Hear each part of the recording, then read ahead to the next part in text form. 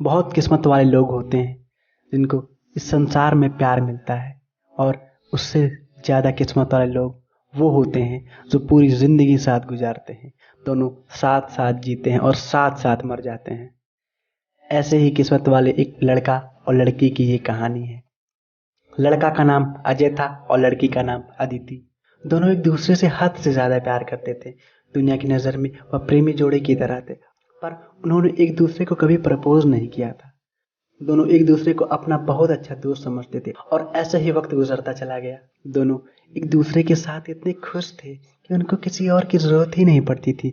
हमेशा एक दूसरे के साथ वक्त गुजारा करते थे। एक दिन सुबह से लेकर शाम तक अदिति अजय को कॉल और मैसेजेस करती रही। अजय का कोई रिप्लाई नहीं आया। अदिति बहुत परेशान और बेचैन हो गई। सुबह से उसने अजय को न जाने कितने कॉल और एसएमएस किए, पर उसका कोई जवाब नहीं मिला।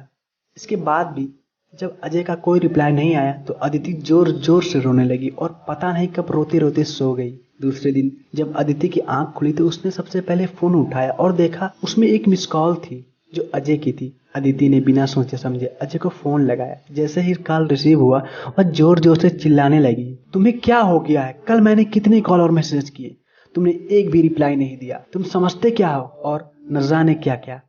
वह एक सांस में बोलती चली गई।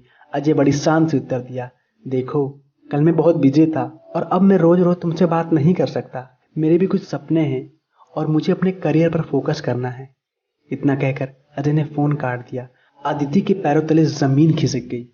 वह समझ नहीं पा रही थी आखिर अचानक ऐसा क्या हुआ जो अजय उससे बात नहीं करना चाहता। वह जोर जोर से रोने लगी और उसके सामने फ्लैशबैक चलने लगा। अजय के इस बदले हुए रूप के बारे में उसने कभी सपने में भी नहीं सोचा था। जैसे जैसे वह बातें याद करती थी वैसे वैसे उसकी आंखों में आंसू आते चले गए। अदिति की नजरों के सामने अजय के साथ गुजरे एक पल पल की तस्वीर ऐसी घूम रही थी जैसे दोनों कल ही मिले हों, पर यह दोनों जानते थे उनका रिश्ता 7 साल से भी पुराना था। वो अपने आप को कमजोर, अकेला और दुखी महसूस कर रही थी। इससे पहले हर मुश्किल में अजय उसके साथ था। इस बार वह अकेली थी और उदास थी। अदिति एक ही दिन में इतनी टूट गई थी कि वह सुसाइड करने की सोचने लगी। शाम के समय अदिति ने हिम्मत हारकर अजय को कॉल किया।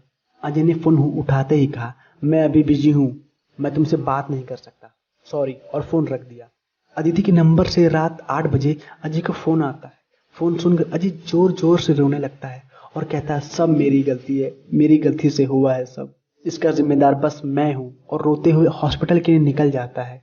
यह कॉल अदिति की माँ ने किया था क्योंकि अदिति का एक्सीडेंट हो गया था और हॉस्पिटल में अदिति अजय का नाम ले रही थी। जैसे ही अजय हॉस्पिटल पहुंचता है अदिति की आंख खुलती है। वो कहती है, आखिर मैंने क्या किया है जो तुम मुझसे बात नहीं करना चाहते? तुम्हारे बिना मैं जीकर क्या करूंगी?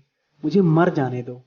अजय की आंखों से आंसू गिरने लगते हैं और वो कहता है, गलती तुम्हारी नहीं, किस्मत की है। मेरे दिल में छेद है और मैं बस कुछ ही दिन का मेहमान हूँ, इसलिए मैं तुमसे दूर जाना चाहता था ताकि तुमको दुख न हो। अदिति अजय का हाथ पकड़कर मुस्कुराती है और आंखें बंद कर लेती है।